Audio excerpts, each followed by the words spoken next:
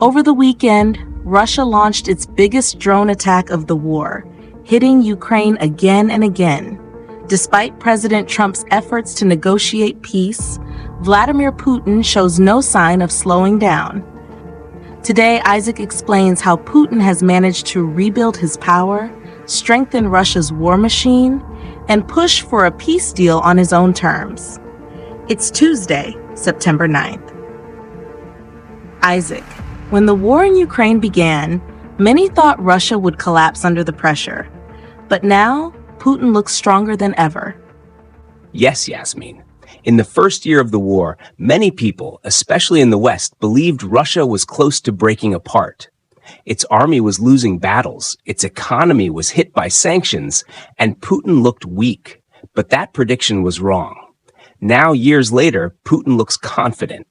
He's meeting world leaders, making deals, and acting like a winner, even though the war is still going.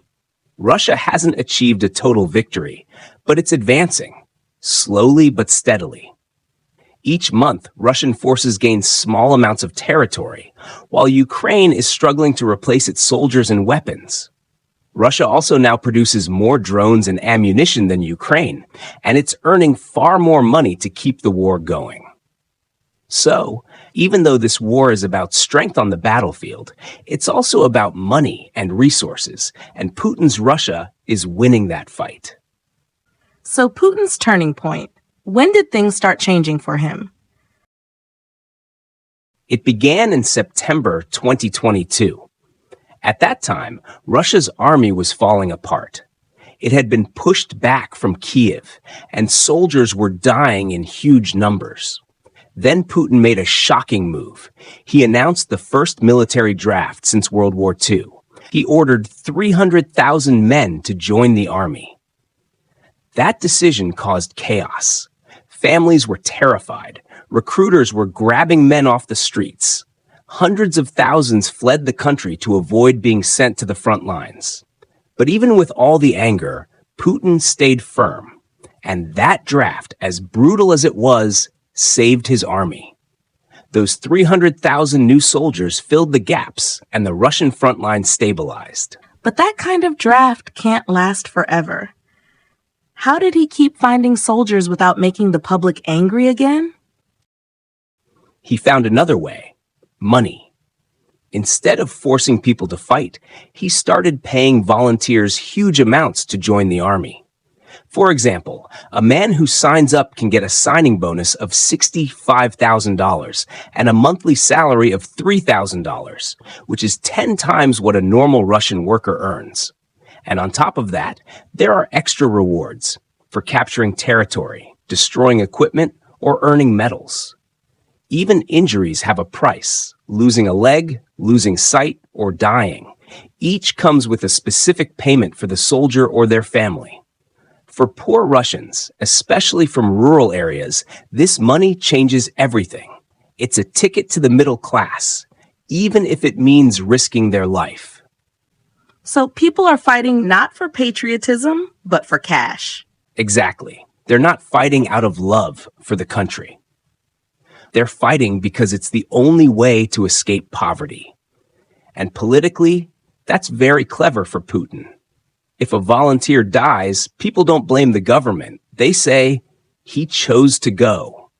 That keeps public anger low and lets Putin keep sending men into battle. By recruiting 1,000 new soldiers every day, Russia not only replaces its losses, but actually grows its army. That's incredible. But where is all this money coming from? That's the second part of Putin's power: the economy.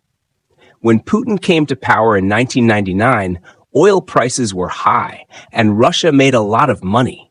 Instead of spending it all, he saved it, building up a big financial reserve. So when the war started, he had plenty of money to spend. He poured billions into the army, into soldiers' salaries, and into factories making tanks and drones. Even though Western countries placed heavy sanctions, Putin found ways around them. He kept selling oil and gas to China and India, two countries that didn't join the sanctions. Now, India, which once bought little Russian oil, gets 40% of its oil from Russia. And because Russia sells it cheaper, India saves money while Russia keeps earning billions. So instead of being punished, Putin found new customers and new allies. What about President Trump's efforts to pressure India and China to stop buying from Russia? It hasn't worked. Trump doubled tariffs on India and warned them to stop, but India refused. They said they'll keep buying Russian oil because it's good for their economy. So Putin still has a steady income, and that means he can keep funding the war for at least another year or more.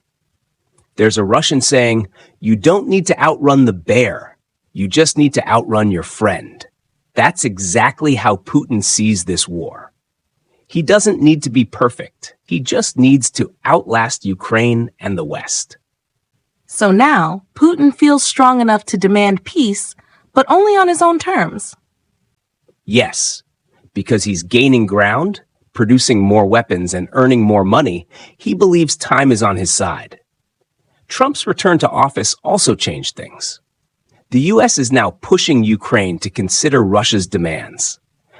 And that means accepting that Russia will keep some of the land it has taken. This is a big shift. From no land for peace to let's find a deal. It shows how much Putin's position has improved. But Isaac, what about the long-term cost for Russia? That's the dark side. The war has already killed hundreds of thousands of Russians, mostly young men. Factories now focus only on weapons. Civilian industries, like food and housing, are shrinking. Russia's economy is becoming addicted to war spending. And when the war finally ends, the country will face a deep crisis, with injured veterans, broken families, and no jobs.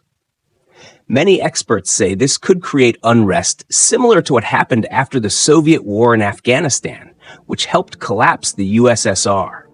So even if Putin wins the war, the victory might destroy the country he says he's trying to make great again. Isaac, thank you for explaining this complicated and powerful story. Thank you, Yasmin.